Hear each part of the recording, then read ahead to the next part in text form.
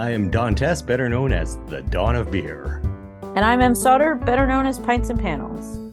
Welcome to the 23rd episode of the All About Beer podcast. Every 2 weeks, we talk with leading experts and take a deep dive into one topic in beer. Visit allaboutbeer.com and follow us on social media at allaboutbeer. And if you want to throw us a couple bucks, visit patreon.com/allaboutbeer to support this show and others. So we all live on the same planet, and in this episode, we're going to talk about how breweries are keeping it habitable for all of us through their environmental initiatives. Em, if you could save the planet by drinking beer, would you do it? Don, I told you, I'm drinking as fast as I can, I swear. Obviously, it's not true that drinking beer can actually improve the planet, but we can all do our part to reduce our impact. And so I'm really looking forward to learning learning from our guests about how some of the things breweries are doing can help protect the planet. Absolutely. Yeah. It's important. Yeah, the planet is important. Is, we only get one. So far. So far. I mean, maybe there's definitely other ones out there, but we're not talking about space travel right now. We're talking about the here and now. We got to make sure that we treat our planet with respect. And that means, going to breweries that are sustainable, thinking about reducing our carbon footprint. It's very, very important. Yes. So we'll introduce our guests and get into a conversation. But first, here is a word from our sponsor. And if you would like to help support the show through advertising, please reach out to podcast@allaboutbeer.com. Estrella Galicia is an independent family-owned brewery in Northwest Spain, founded in 1906. Estrella Galicia Cerveza Especial is a world-class lager brewed using the finest Spanish malts, locally cultivated Galician hops, and the best brewing practices made out of the state-of-the-art facility in A Coruna. Recognized around the world for quality and exceptional character, Estrella Galicia is a beer like no other. To learn more about Estrella Galicia, follow them at Estrella Galicia USA on Instagram. Looking for an easy hop sourcing experience? Yakima Valley Hops offers the finest quality hops from right here in our valley and premium growing regions around the world. Get the hops you need when you need them with ultra-fast shipping and awesome customer service. With a full line of liquid hop products and all your favorite varieties, no contracts are needed to brew with the best. Shop now at yakimavalleyhops.com. That's YAKIMA valleyhops.com. Amy George is founder and president of Earthly Labs, the leading provider of carbon capture technology solutions for small-scale sources. Earthly Labs is a division of Chart Industries, a 150-year-old leader in industrial equipment with a mission to power the nexus of clean water, clean air, clean energy, clean food, and beverage. Earthly Labs provides CC carbon capture hardware, software, and services to capture and monitor CO2 from small-scale emission sources like craft breweries. For the past 20 years, George has delivered environmental impact through her entrepreneurial leadership at diverse ventures, from artificial intelligence software that reduced industrial emissions to local farmers markets to reusable food storage that reduced waste in landfills. Featured in Forbes, CNN, and Wine Spectator, her products have been awarded the top 100 green products for the world. George holds 2 patents with 17 pending. She has an MBA with a focus in entrepreneurship and environmental management from the University of Texas at Austin, and is a mom of 2 boys who are her inspiration. Welcome to the show, Amy. It's a pleasure to be here. So tell us about the technology that Earthly Labs offers to small brewers. Yes, we have at Earthly Labs a portfolio of carbon capture technologies to address different size brewers. The platform of the technology we call CC, sort of a Alexa of carbon capture, if you will. And it is designed to capture CO2 from fermentation tanks as well as bright tanks, purify and compress the gas, and then return it as beverage grade liquid CO2 in a CO2 storage tank that allows brewers to use it to carbonate their beer, move beer around, and package the beer. So most breweries are, as they're making their amazing ales and lagers, are creating CO2 as a byproduct of that process and venting it. And we are able to connect up to their blow-off arms and recover it. And again, they also are buying CO2, and that's delivered weekly or every other week at most breweries around the world to accomplish those tasks. So we're able to save money ultimately and reduce environmental impact. And most brewers are super efficient and would like to recover and reuse as much as possible, whether it's grains or water. So this just adds to their vision of sustainability.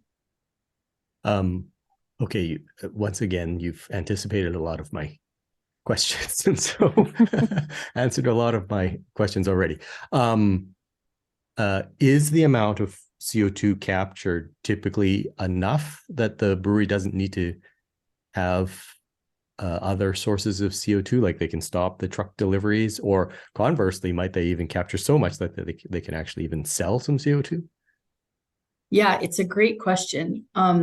When I started the business, some of the early pilot customers here in Austin, Texas, like the ABGV and Live Oak and 512 Brewing, were really efficient. They used somewhere around 3 or 4 pounds of CO2 per barrel produced. And so I thought, because I had a data set that was similar, that was more standard, and that they would have, every brewer would have excess CO2 to sell. So the original business model, imagine that was how the equipment was financed. And what we learned over time is that the national average is closer to 8 or 9 pounds per barrel, with the high end around 21 pounds per barrel consumption. And so what that means is if a brewer is using less than 10 pounds per barrel, they have a, actual chemical shot at meeting their own needs. Meaning if they use more than that 10 pounds per barrel, and this is kind of a rough estimate, but it's unlikely they're even making enough to meet their own needs. Post-COVID, the average did shift because so many brewers moved to packaging their product, and that packaging piece of the pie, if you will, on the CO2 usage is significant. And so that grew for most breweries as they introduced, ready to go beers or increase their distribution network supply to retail to just gain customers when the breweries were closed. So we haven't seen that come down a lot. It has come down a little bit, but to answer your question, we do a CO2 assessment for each of our customers and show them how much they naturally make, and then look at how much they purchase and give them guidance on where they fit on that continuum. We are seeing, again, we have outliers that, don't have a shot. We also see breweries who sell their excess CO2 to the marketplace. And again, in parts of the world where shortages are real, that's, even more interesting. We have CO2 exchanges, we call them, with breweries and agriculture partners, both cannabis and non-cannabis, to provide brewers incremental revenue on their waste byproduct. How big of a problem is CO2 produced by breweries? Because when people know that beer is fermented, the byproducts are alcohol and CO2, and a lot of that goes out essentially the blowhole. On the list of CO2 emitters, are breweries polluting? That's kind of like we don't normally talk about that stuff, but are a lot of breweries creating a lot of CO2 in the atmosphere, or are they lower on the list than say, obviously they're not a coal mine or whatever, or a factory or whatever, but is it an issue? So the short answer is they would not be on your top 10 list for sure. Mm-hmm. Other industries would eclipse them. In fact, as consumers, transportation is one of the biggest pieces of the puzzle, or the pie of emissions. You have buildings as another source of emissions that is often not talked about. And then you have the very large scale emitters. You mentioned coal and large industrial segments like cement, minerals, and mining are often highlighted as kind of the biggest buckets. And again, food and beverage broadly, again, you could lump in any fermentation application that likely isn't reusing that CO2. It's a small slice of the puzzle.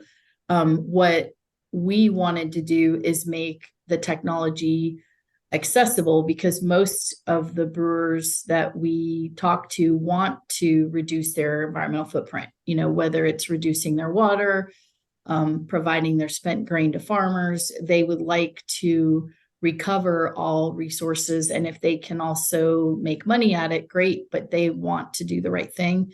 Carbon capture before our launch required folks to spend millions of dollars, and the payback was really far out.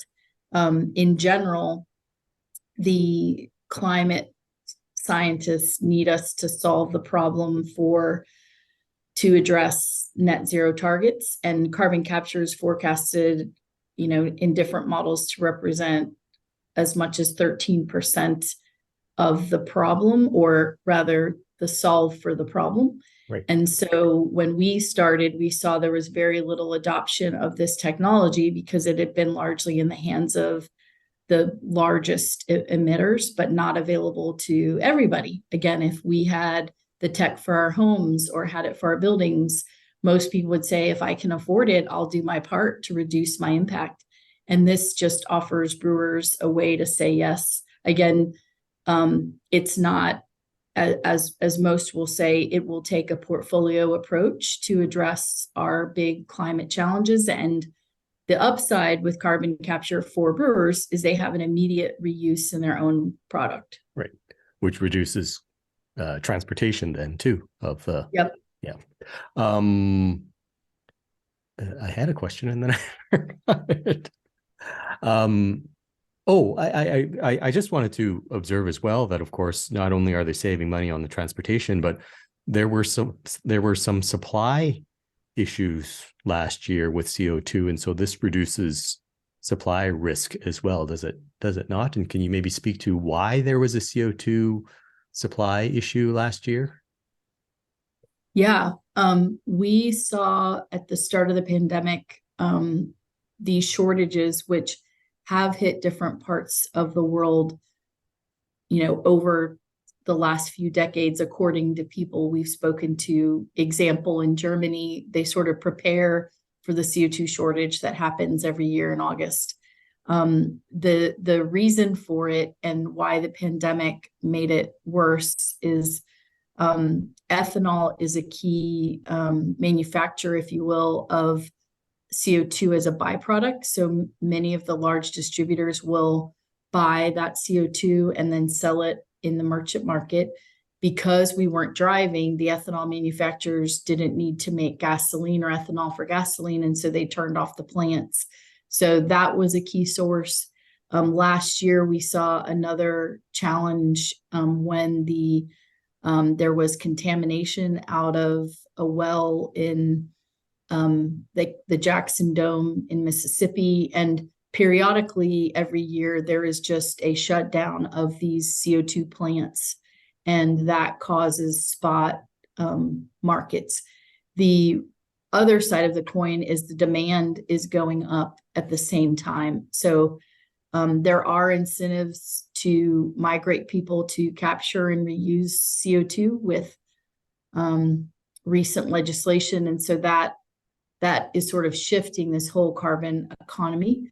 But we are seeing shortages happen, not just here in the US, but all over the world. And as you said, John, that is driving price up of CO2, increasing delivery charges, or just delaying delivery.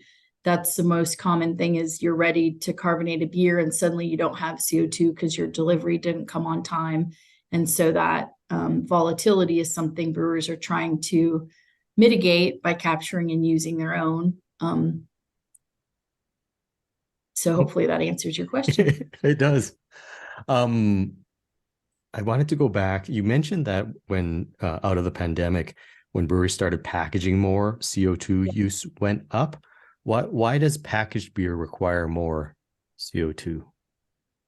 Yeah, so oxygen is the enemy of the brewer, and so many of the packaging lines and systems use CO2. Again, some have migrated to nitrogen, but the default has historically been to use CO2 to inject in the sort of lid of the can or at some part in that packaging process to ensure there's no oxygen before the lid is sealed. So there's like this burst of CO2. And so with more beers canned for retail outlets or for ready to go beer, that CO2 draw is significant.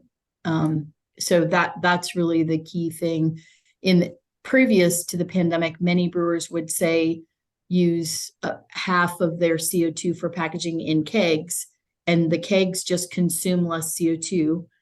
There's sort of that one-time injection over a larger volume than, injection points on every can.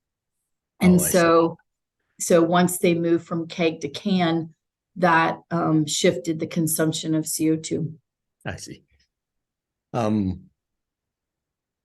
When yeast ferments, we know it produces alcohol and CO2, but that CO2 isn't pure. Like there will be some esters or whatever other aroma compounds and such in it. So can you talk just a little bit about how the CO2 is captured and how it's purified?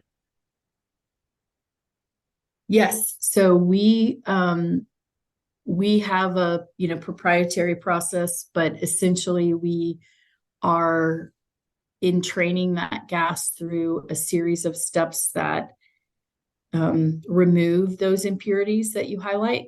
So the first step is scrubbing it with water, where we remove a lot of the VOCs and acid gases. So that's kind of the first step prior to drying it. So there's a lot of water in the gas that comes out of that fermenter. In fact, if you were looking at a clear tube, you could see the water bubbling up in the gas stream. And so we dry that gas out, and those water molecules are holding on to, again, it could be sulfur, acetaldehyde. So we dry the gas out, and then we run it through a purification scrubber, removing and polishing it up. Again, any small ppb, ppm level oxygenates. So we think of it as large molecules and then small molecules. We remove the small molecules. They bind to a sorbent bed, and then we change that sorbent bed out. But we polish up that gas, and then we liquefy it. So we give it back to the brewer scrubbed to beverage grade standards, and they're able to use it to carbonate their beer. We've had brewers liken it to natural carbonation. And if you've had sort of a naturally carbonated beer, you might see things like better lacing, better head retention. You see some of these properties, or our brewery customers have shared that they see some of these benefits in using their own recovered CO2. Oh, really? Even though it's been liquefied and then regasified and all. That's interesting. Yeah. When we first started the business, we tested the technology with brewers to just make sure that we were meeting their standards of quality. And we shared with them third-party tests, but there's nothing like, seeing it yourself. And it was fun. Our brewery partner here, the ABGB, went to do a taste test and looked at the beer and said, "You're going to have to blindfold me because I can see the head retention is amazing." And so, but was even more fun because they're a gold medal winning brewer to have their validation around the quality. So, but we've seen that cascade, whether it's Roadhouse Brewing in Wyoming, who has shared, enhanced aromatics, or Maine Beer, who does, quality checks on the CO2 every week. We see that, feedback from our customers. That's cool. So I can actually go into a brewery, and if I see great foam on a beer and great foam retention, I can ask them if they recaptured their CO2. That'd be great. And if not, send them our way. So like there are over 10,000 breweries in America, over 1,200 breweries in Canada. Obviously varying sizes. Some of them really are homebrew size breweries. At what point does it make sense for a brewery to start thinking about CO2 recapture, whether it be an Earthly Labs system or something else? Obviously, as you say, the more breweries recapturing their CO2, the better impact we can have on the planet. So yeah.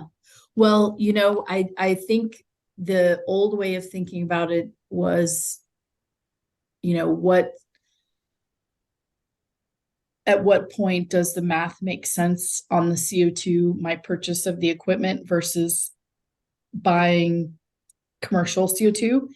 But now in the environment where most breweries, again, I did a survey at the Craft Brewers Conference, like a live poll, and over 65% had late deliveries or couldn't get CO2.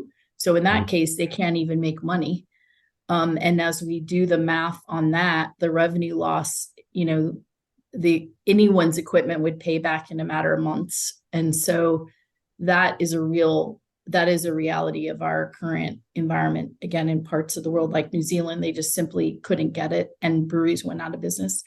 So I think that is a reality. So it makes it more important for everyone to consider it. Having said that, we do see different parts of the world pay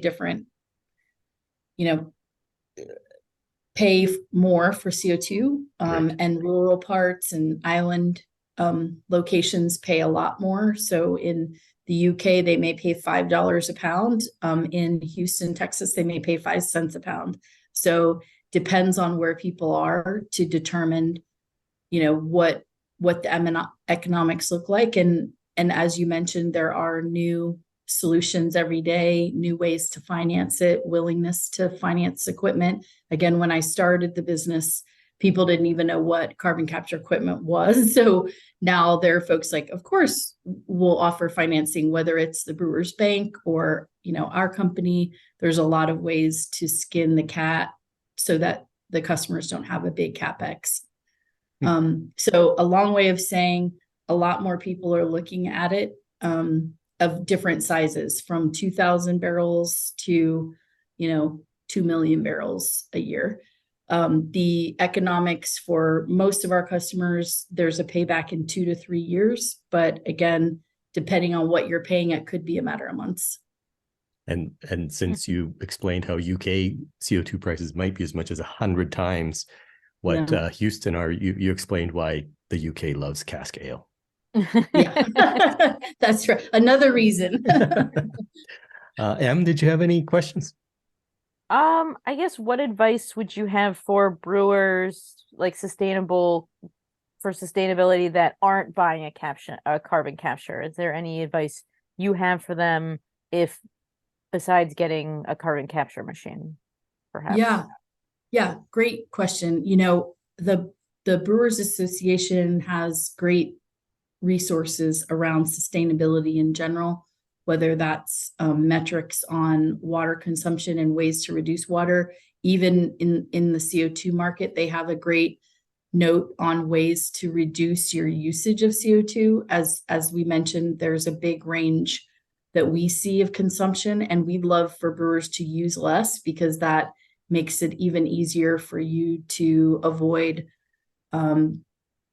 buying merchant CO2 if you can recover and reuse your own. And they've got a great list of ways to become more efficient in your use of CO2 and ultimately self-reliant with your own waste byproduct. So I would point people in that direction. And I think in general, to, think about CO2 capture technology, and evaluate it. I know in the past, I would be at a conference and people would say, I'm so sorry, I love what you're doing, but I just can't talk to you because I don't have $1 million. And so there's this myth that CO2 capture costs $1 million. And again, it doesn't. So whether it's from our solution or someone else's, the price of our technology has continued to go down, and the ability to afford it for, $1,000 to a few $1,000s a month in a lease structure is there. So to kind of revisit what's available today, because I think the way things used to be is not the way they are today. And then there'll be continued innovation in this space of carbon capture. There's the Inflation Reduction Act that was just passed in August, presents new incentives for industries. Again, the Brewers Association is working to activate new incentives, but even cities and states are providing grants and rebates. So to continue to advocate for those, we've worked with brewers who have said, I'm going to go to my city council and ask them, and then they've gotten it. So they've gotten their city to pay for it. So people are creative, and again, governments and organizations are trying to be responsive to the needs of the industry. And I've been so inspired by all the brewers that I've met who have, done so many creative things to just reduce their environmental impact. This is one of many of the things that they're doing. So, and really, our case in point, brewers have really helped pioneer the whole small scale carbon capture industry. And we're in a number of industries today, but we wouldn't be there, whether it's wine or distilling or biogas, we wouldn't be there without the support of all of our brewery customers. So again, I'm eternally grateful and excited to continue to innovate with brewers all over the world. So once again, beer drinkers are saving the world. That's right. That's what I heard you say. Exactly. On that note, and kind of building on what you just said, Amy, for beer drinkers, is there anything they can be doing? Should they be talking to their local governments about, grants? Should they be pestering their local brewery? What can the average person do? Oh, yeah. Well, definitely, support those breweries that are making investment, whether it's in solar or wastewater, and, ask them, if you're hanging out at the tap room, ask them what they're doing in the field of sustainability. You likely are going to be really surprised and inspired, but in the outside chance they haven't thought of it, you might inspire them. And don't hesitate to share case studies. We've had breweries say, my customer told me to look into you, and so I reached out. So you really do matter. And then again, put your dollars where your values lie and tell them how much you appreciate their investment, because they are, many of them, small business owners, and they're making an investment in the future for, many generations to follow, but they work hard for those dollars and they're deploying them in this way. Again, we work hard to make sure that it pays for itself, but there is an upfront investment in any case, even if it's just time and focus. Yeah. Awesome. Em, did you have any questions? No, this has been really fascinating, super fascinating. I really appreciate all your time and effort in helping the planet. Thank you, Amy. Thank you, Don. Appreciate your time today. Before you go, Amy, can you just share your social media handles and website where people can follow what you're up to? Yeah, absolutely. We would love you to follow us on Instagram. You can hear about our customers' recent installations at Earthly Labs. That's Earthly Labs. And then our website is our parent company name, and that is Chart Industries. And you'll see a drop down for Earthly Labs there. That's Wonderful. how you can find us. Excellent. Cool. Thank you, Amy. Thank you so much. Yeah. Thank you so much, Amy. We really appreciate it. Cheers. Appreciate you all. Bye. Estrella Galicia is an independent family-owned brewery in Northwest Spain, founded in 1906. Estrella Galicia Cerveza Especial is a world-class lager brewed using the finest Spanish malts, locally cultivated Galician hops, and the best brewing practices, made out of the state-of-the-art facility in A Coruna. Recognized around the world for quality and exceptional character, Estrella Galicia is a beer like no other. To learn more about Estrella Galicia, follow them at Estrella Galicia USA on Instagram. All About Beer is back, and we're asking for your support to help provide the independent beer media this rich and colorful industry deserves. Visit our website, allaboutbeer.com, where we're frequently posting new content. And please consider throwing us a few bucks at patreon.com/allaboutbeer. We have low-cost memberships for individuals and small and large companies alike.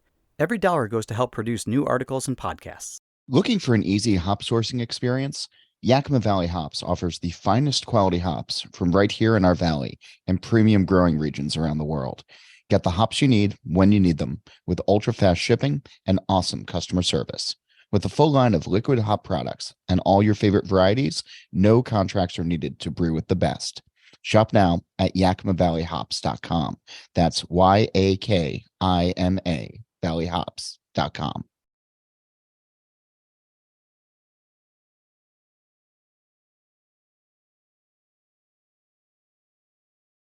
Karen Lawson is a graduate of the University of Vermont with a master's degree in public administration.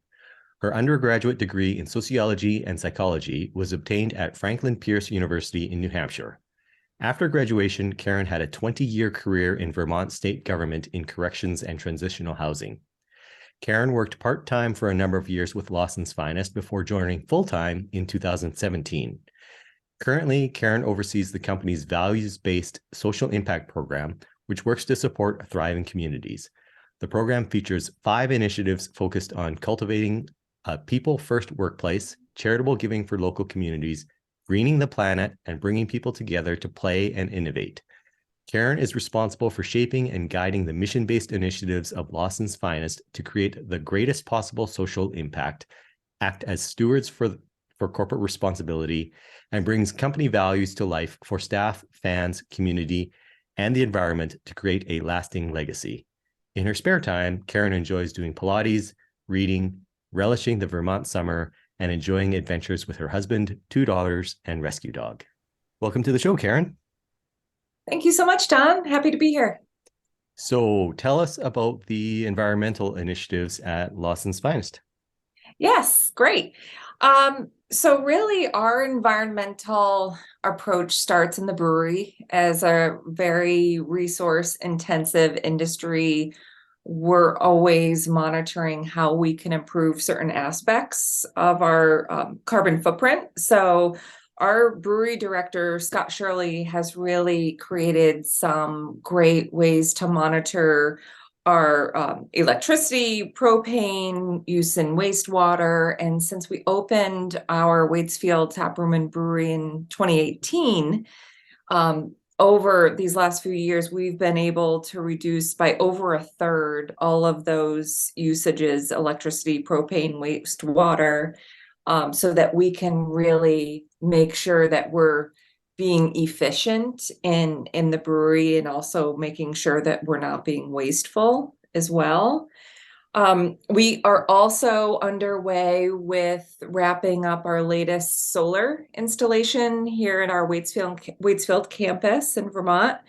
And so we have multiple solar installations. When we built the brewery in 2018, we put solar panels on the brewery there.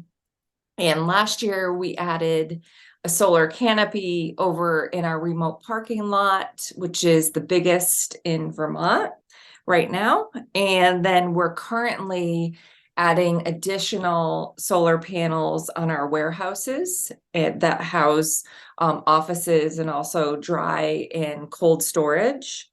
And once that's all wrapped up, which it's looking like it's going to be in the next couple weeks, we're going to be able to produce more solar electricity than what we will use. So over 100% will be through solar.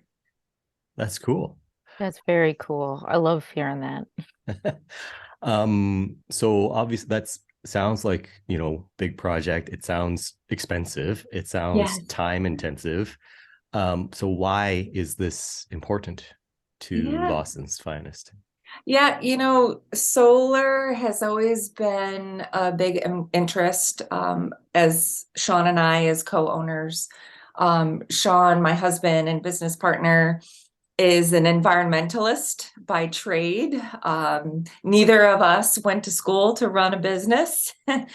Sean's degree is in forestry and environmental science, and mine was in public administration. So Sean always had his eye on, utilizing renewable energy here on site. And so Sean was really the force behind the various installations and doing all of the legwork with the state and accessing the tax credits.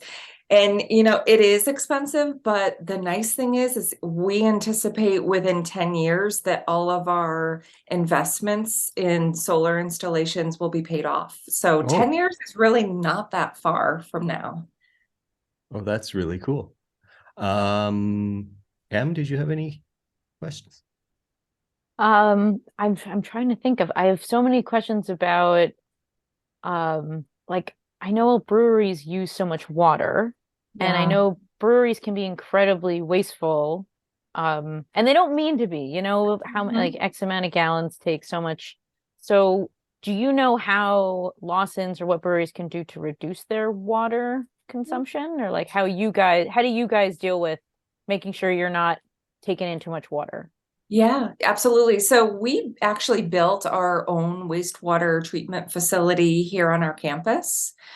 So we monitor it very closely, and it's been something that has been really important to our company because we are on town water, in making sure that what we're bringing back to the town is cleaner than how it originated. And so we are actually able to do that through our own wastewater system, is to basically bring back the water to the community cleaner than how it would come through a household. So we have staff that are dedicated to monitoring our wastewater, and that's something that our brewery director monitors very closely. That's so cool. Can I ask why you would return the water at a higher standard? Like, why not just do, it's potable? the BODs. So this is the science behind is really that the system that we're using, that we set up, is really a state-of-the-art wastewater system that it allows us to basically filter the water cleaner than a regular system might. So we really invested upfront. Would you ever reuse that water to make beer? We don't, again, because it goes back to the community, the town system. Yeah. So maybe we are, in effect, with the circle of the resources here, perhaps we are. I just think that's really cool that the water leaves you better than it comes in. Most breweries do the opposite. Yeah. The vast majority. Send a lot of stuff down the drain and hope for the best. So it's really nice that you're doing your part. So yeah. Do you have a sense? Obviously, this is something. Given, as you say, Sean is an environmentalist by training, and so obviously this is very important to him. And Lawson's is leading the charge on this. But do you see this as a growing trend? Do you talk to other breweries that are interested in this, or is this like, this is a thing that Lawson does, and they're the only ones who do it because they're the only ones who care? That's a really interesting question, Don. I know the Alchemist, our neighbors up in Stowe, have a similar system, wastewater system, where they're monitoring. I'm not sure of the other breweries. We are one of the founding members of a green brewery cohort that was created by Vermont's Department of Environmental Conservation. And so within that, we also partner with the Vermont Brewshed Alliance, which is a program through the Vermont Natural Resources Council. And so it really brings together craft beer communities and state entities to monitor and highlight the importance of clean water and to really share best practices. So I know the Vermont Brewers Association is also involved in really making sure that perhaps the smaller breweries that may not have access to these kinds of resources are at least aware of them. Yeah. So for me, I certainly didn't know that there was a Vermont Green Brewery cohort. So the very, yeah, that's really cool. Yeah, the fact that even exists, I think is really cool. Vermont has so many really awesome aspects to it. I mean, it's a green state in so many ways, and I really think that our state and certainly our craft breweries are really in the forefront of just monitoring and being aware of our environmental footprint. Yeah, and then hopefully other, state brewing guilds, for example, could reach out and learn from from the things that you've done. I think that's really cool. And that's one of the best things too about living in Vermont is that all the other breweries, it's really a collaborative. It's not a competition kind of situation. It's really from small breweries to large breweries in the state. It really is, you could pick up the phone and you could talk to the owner or the brewer and ask questions and get pointed to some resources. It's a really welcoming state for craft breweries. Yeah. For breweries that are new to this, and obviously a lot of the craft breweries are smaller than Lawson's. Mm-hmm. Not that Lawson's is enormous or by any stretch, but what would you say to them in terms of a good place for them to start looking at their environmental footprint? What is the easiest thing that they can do that maybe doesn't cost a lot of money or doesn't take a ton of management time? Where would breweries start? That's a great question. Well, again, the Vermont Brewers Association has a ton of resources and various committees that would be able to kind of dig deeper into pointing into resources. But for example, we just had our garbage and recycling provider, Casella Waste, on site. I invited them here last week to walk around our entire campus, visit all of the offices, the brewery, the tap room, all of our buildings, to really just walk around and see what can we do that we're not doing that might be really low-hanging fruit, but has a potential big impact. One example in that walk around was that Casella Waste said, we can compost all of these hand towels. So just like paper hand towels that are used in the tap room, in the brewery, in the bathroom, those can be basically diverted from garbage waste and instead composted. And so really, I think it just starts with kind of looking at what you're doing in a day-by-day situation, because there might be opportunities. Yeah, I guess some simple things like that. Is there was there a project? So thinking bigger now, then was there a project that you undertook where you thought, oh, this is going to be painful, but it's the right thing to do, and then it turned out actually that's not so bad. And I'm thinking, for example, you said the solar panels will pay themselves in 10 years, which to me surprised me as being such a short time frame. So any other examples like that, I guess?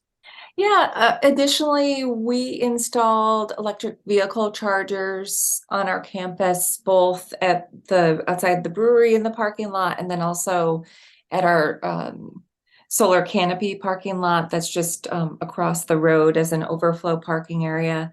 And we provide all of those EV chargers to the community. And so you don't have to essentially be coming to Lawson's Finest to have a beer to use them. And that was something that was really important to not only for us as owners that have electric vehicles, but really to support community members or even folks that are traveling from out of state and visiting the Mad River Valley, to be able to come and charge their cars while they're shopping and eating in the valley. So that, and I know there's a lot of state incentives around EV chargers, and certainly Vermont is seeing a lot of growth in the availability of those chargers. So that's something seemingly simple that potentially has a rebate attached to it that the breweries might want to consider. Rebates. Yes, get some money back. Everyone likes a good tax credit. Absolutely. Em, I am dominating this conversation. Did you have any questions? You're the nerd. So nerd. I actually wanted to ask about Lawson's being a B Corp. Yeah. And a lot of, I see that logo on a lot of different breweries all over the country. What is that? And then how does it pertain to sustainability as a whole? Yes, I love talking about B Corp accreditation. It's quite an intensive process for those that are undertaking it, but I can tell you, having just received our certification May 4th, that it's really worth it.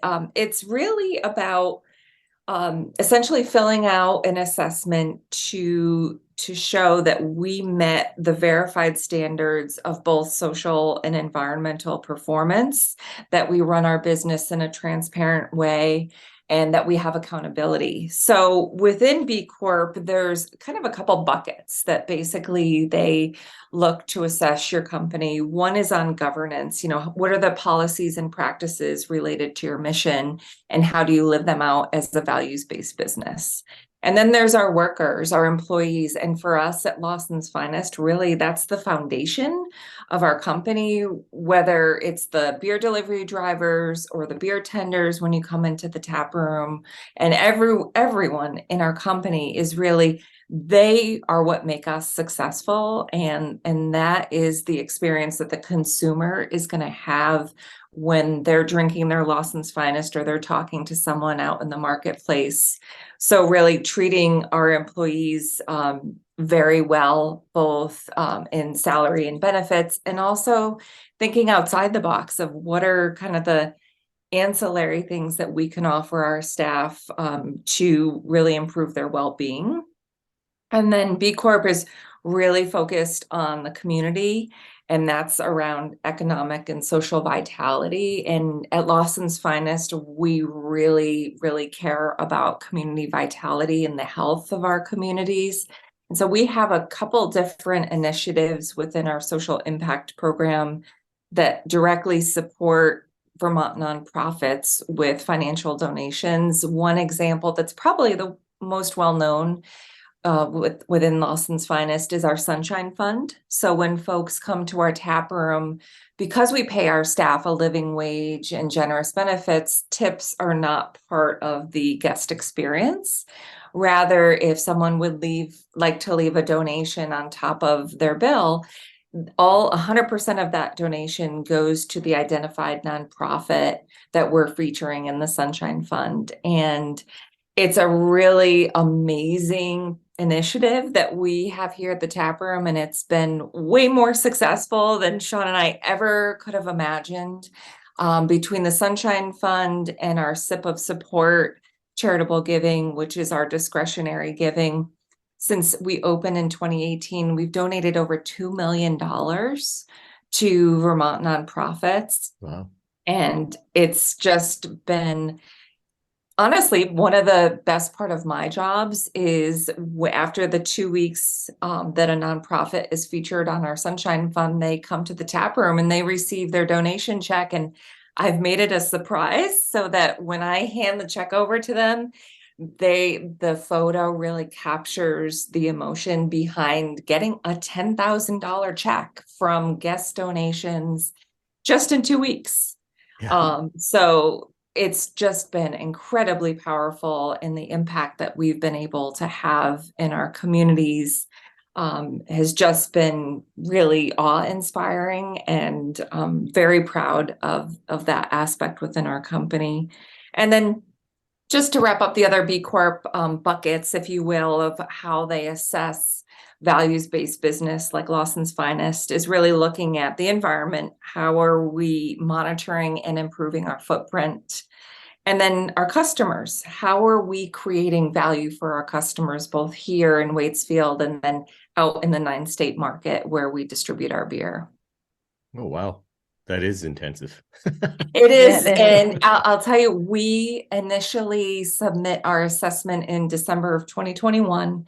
And during the pandemic, B Corp received like unprecedented amount of applications that it took them 8 months to even just get back to us on that initial assessment. And they allowed us to take a look at our assessments. They said, okay, it's been 8 months, maybe there's some changes to your answers. And during the pandemic, as a lot of businesses did, they kind of shifted and reevaluated various aspects of their company. And we were able to increase our score by having kind of that second brush passed on the assessment. And we achieved the minimum. You have to achieve 80 points in order to be certified. And we received 83.6 points. So we were certified, and in 3 years, we'll go back through the process of basically recertifying, showing, documenting that how we're running our business is mission aligned. Mm-hmm. Is this, you mentioned the intensity of it, and I guess, would you encourage other breweries to do it, or, is it worth it? Because it sounds kind of daunting. It is daunting. I would say, well, what's interesting, Don, is that there's only 18 breweries in the US and Canada that have this certification. So it's not a lot. I was really surprised at how low that number is. And for us, we were basically running our company as a B Corp before we received the certification, meaning that we lead with our values, the sustainability of our staff and environmental sustainability are all really a big part of how we run our business. So we felt like we were doing the work already. Let's see about completing the assessment to gain certification. And I can tell you personally, as a consumer, when I see a B Corp logo on a product, that would have me consider purchasing that company's product over someone else who's a similar product but not B Corp certified. I would go towards that company that I know is really doing good for everyone, for the environment, for their staff. Right. So it's not always about money, but there is like the solar panels. There is a financial benefit as well. And certainly running a business, whether it's a brewery or another business, we're all in this together. We all have a stake. We're part of the larger ecosystem that needs to make sure that the future that we're leaving is the same or better than how we found it. And we take that responsibility really seriously. So I would encourage other breweries that are interested to, do some research on what's entailed in achieving B Corp certification. I would also highly recommend that you have at least one or possibly two staff members that really can dedicate their time to the process, because adding it on to someone's existing job description could be a little daunting and very time consuming. You sort of touched upon it that, you yourself will look for that B Corp logo. Other than that, do you have any advice for beer drinkers as to what they can do to encourage breweries to support the environment? Well, I know I always find it really interesting when Sean and I are out visiting breweries to inquire about what are their sustainability efforts. And some breweries make it very public, whether it's in the tap room or on their website. That it's always interesting to ask and to see what might you learn about a brewery beyond the high quality beer that they're making. Yeah, just ask. Yeah. Awesome. Em, any last questions? No, this was really fascinating. It makes me really want to visit Lawson. Please. I haven't been to Vermont in so long. It's so close. We're coming for the eclipse. Yeah, well, I'll tell you, my favorite time of year is summer with autumn a close second. And it's absolutely beautiful in Vermont all year round, especially folks that like to ski. We're within 10 minutes of two ski areas, Sugarbush and Mad River Glen. And our Waitsfield campus is just surrounded by nature and it's beautiful. And the Mad River Valley is just so welcoming with different inns and restaurants that I would highly recommend that you come visit. And I can tell you that Lawson's Finest owns two of our own Airbnbs. Oh. So you could either stay at our original brewery in Warren, where we basically started Lawson's Finest 15 years ago, and we still operate the brewery for R&D projects. And the brewery is right next to the house. The Airbnb rental. And then we also have another Airbnb right here in Waitsfield that's walking distance to the tap room. So you have options if you'd like to stay. I'm thinking about it. Karen, before we let you go, can you please share your social media handles so that people can follow all the great things that you're doing? Yes, that would be great. So on Facebook, Lawson's Finest. And I want to make sure because we were hacked on Instagram. So our handle changed and then changed back. So that's also at Lawson's Finest. Awesome. Great. Yeah. Thank you for your time, Karen. Yeah. Well, thank you so much. This has been a great conversation and I really appreciate your interest in Lawson's Finest liquids. Cheers. Cheers. So, Em, what did you learn? Oh my gosh, again, so much. It's really nice to see breweries and companies helping the environment. Yeah. Like, I'm all for that. And it's really nice that corporations and breweries can work together to make the earth a better place through, solar and carbon capture, like Amy's company, to water waste treatment facilities. It's nice that everyone's trying to do their part.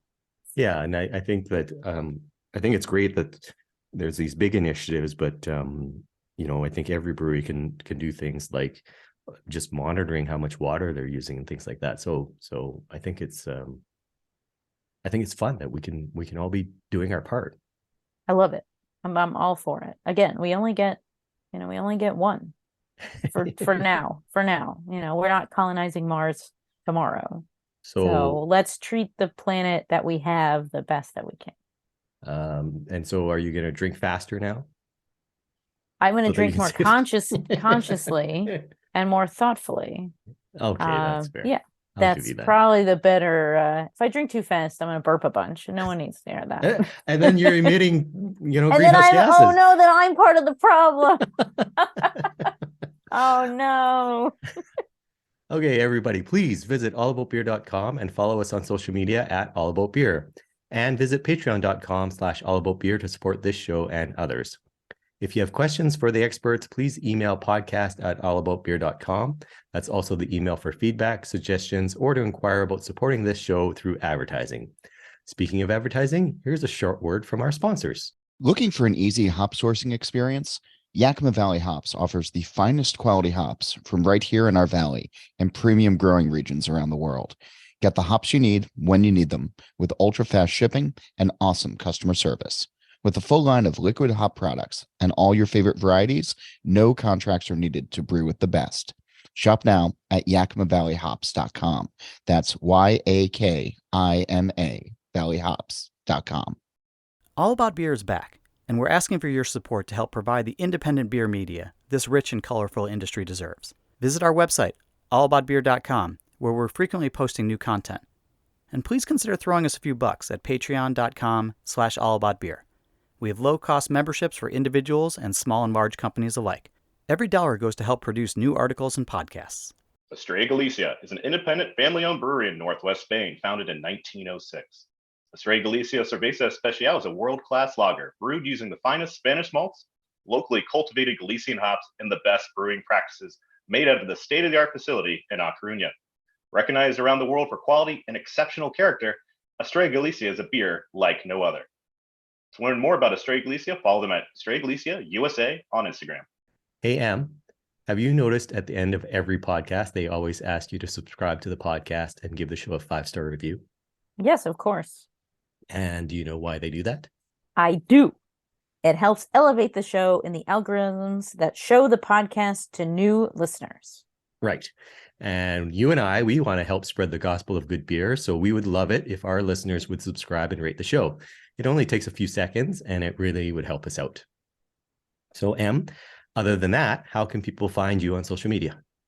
I am at Pints and Panels across all social media, and my website is www.pintsandpanels.com. How about you, Don? I am at The Dawn of Beer on Twitter and Instagram, and people can drop me an email at don@thedawnofbeer.com. This show is produced by All About Beer. Visit allaboutbeer.com for articles, notes on this show and others, and to connect via the newsletter and social media. Cheers. Cheers. Keep drinking fast.